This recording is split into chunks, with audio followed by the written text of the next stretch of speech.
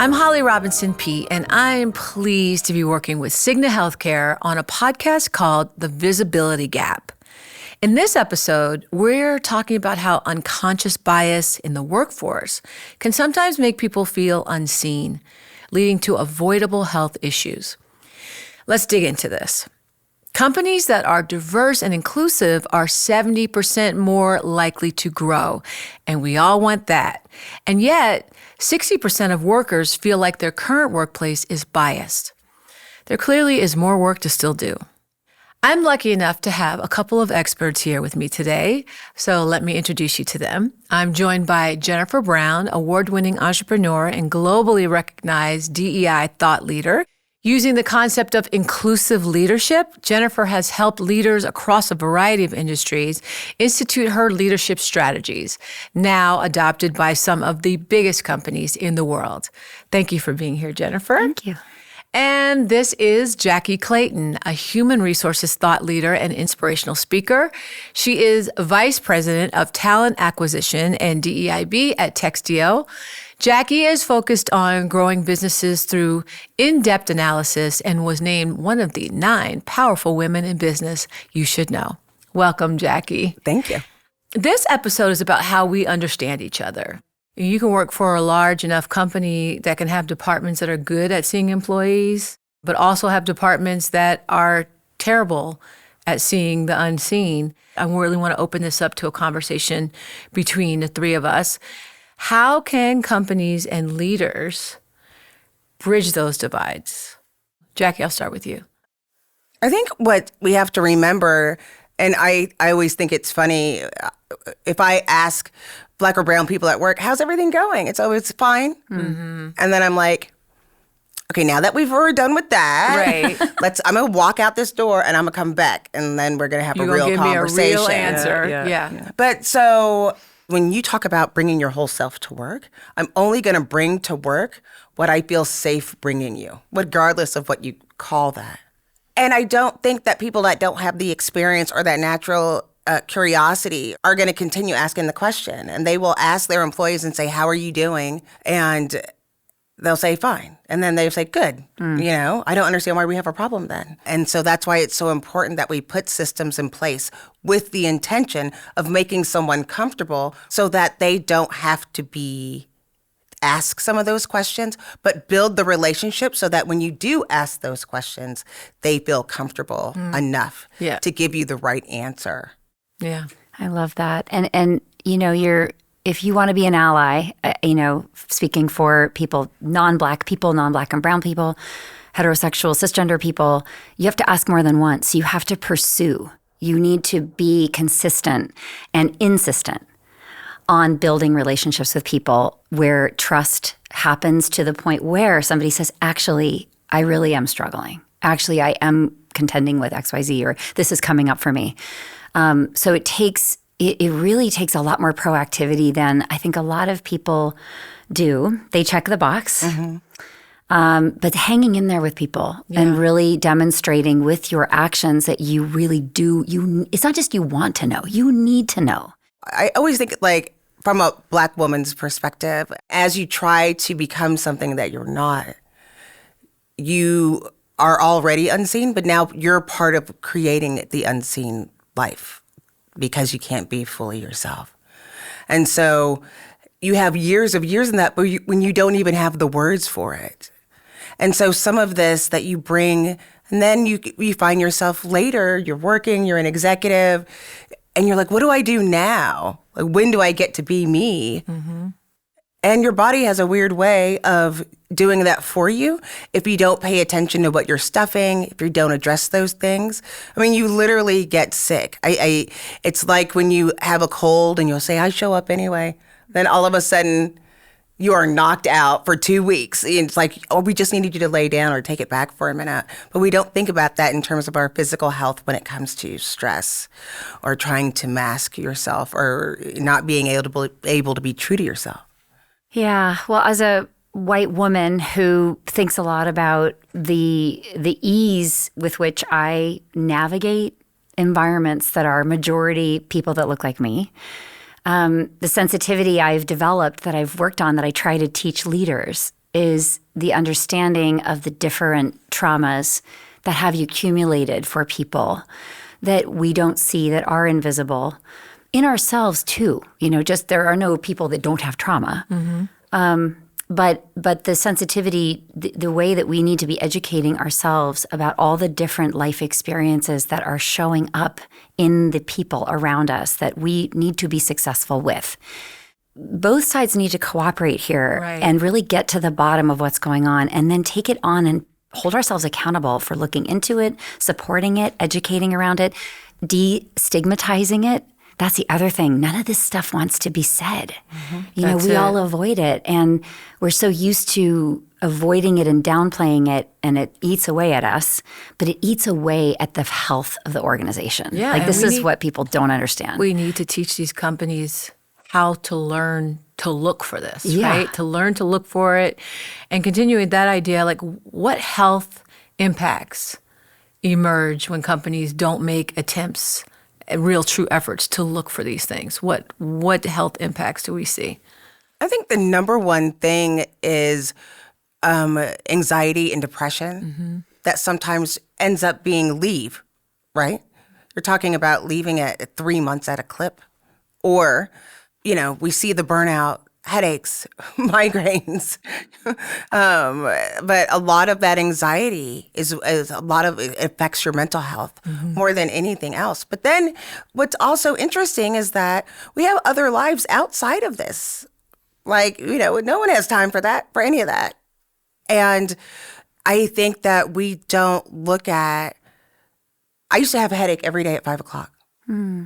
To the point where I just thought that now it's time for my 5 o'clock headache. Right. So I didn't do anything about it and never thought about, maybe you're under stress, because I got used to it. And so many people at work stuffing things down, those feelings and those parts down, unfortunately, sometimes will manifest itself in anger. It might not be at work, but you're angry and frustrated, and I'm unable to do that. But I think that's what makes me the most nervous is mental health, because we're not giving people the tools to handle it when you get those things. So you learn those from your counselor. Yes. Sometimes companies will present as caring. Right. And especially when something happens, like a loved one dies, something sudden like that. But then something like grief can bring up other stresses, and those stresses can bring up other health complications. That's right. Can companies be fully accepting of the full scope of the human experience?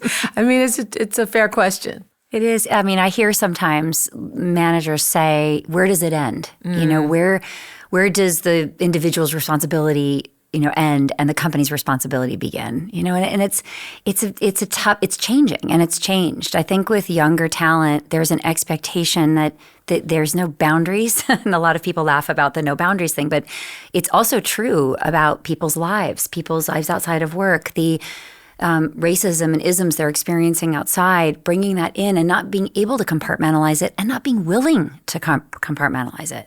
I think that's beautiful. In my generation, we were so good at stuffing. We were so good at, maintaining these boundaries. We were told it's not appropriate for work. It had the impact on us.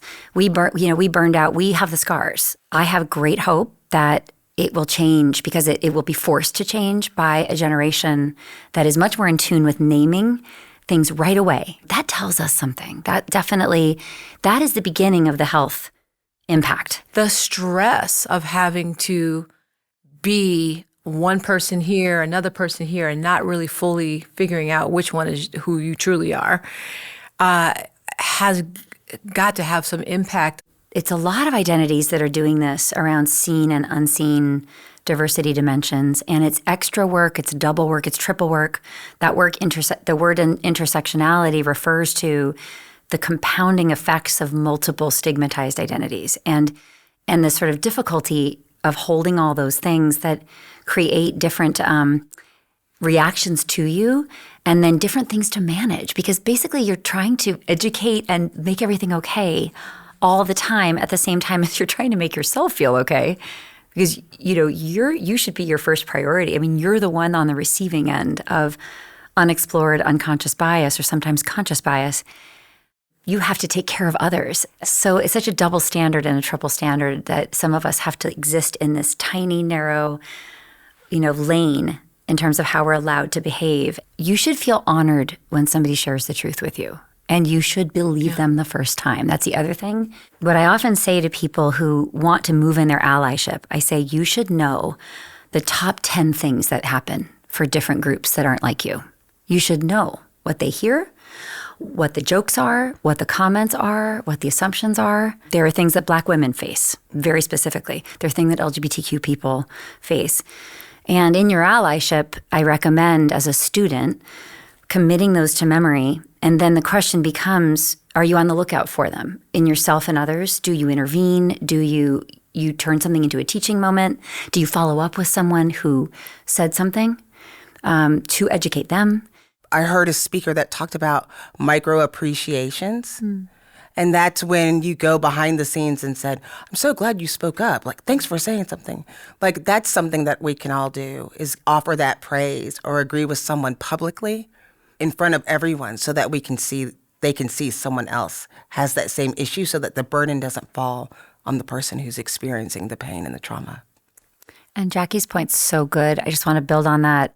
So the micro appreciations, in a way, give someone feedback that's new information about why they're appreciated and what they're doing that's really helping. They're taking up a cause. They are committing to talking about something publicly. They're putting what we call their professional capital in play on an issue. So those who stick their neck out, we need to encourage them, thank them, recognize that, and say, please do that more. This is the way culture changes, is that the majority group, particularly in leadership, are always looking at each other and listening to each other. What do you say? What don't you say? Things turn if we get a critical mass of humans who say, this isn't right. And maybe they're not experiencing the harms because of their identity and the body that they're in, but they are stepping forward and saying they're talking about the health of others. But it's really going to come down to people leave managers first before they leave jobs and companies. That's what we say in our world. And when you think about change, the frozen middle doesn't want to budge. And unfortunately, those people are the bosses that are creating this experience every day for our incoming talent. So it's a big, big challenge to reach all parts of an organization, I think. Yeah. Well, the culture is already there. The thing is like, understand that if someone's coming and saying, this is what I'm experiencing at work, this is the system, this is the culture. This is just the person who brought it in, to light by having the conversation. And so we have to look at the systems internally to figure out which ones were built with intention to make sure that people feel safe and that they belong. You can assume that people do not feel like they belong by that program, if that was not the intention. And so we have to go back and see, are we doing things because this is the way we've always done it? What was the intention of this policy?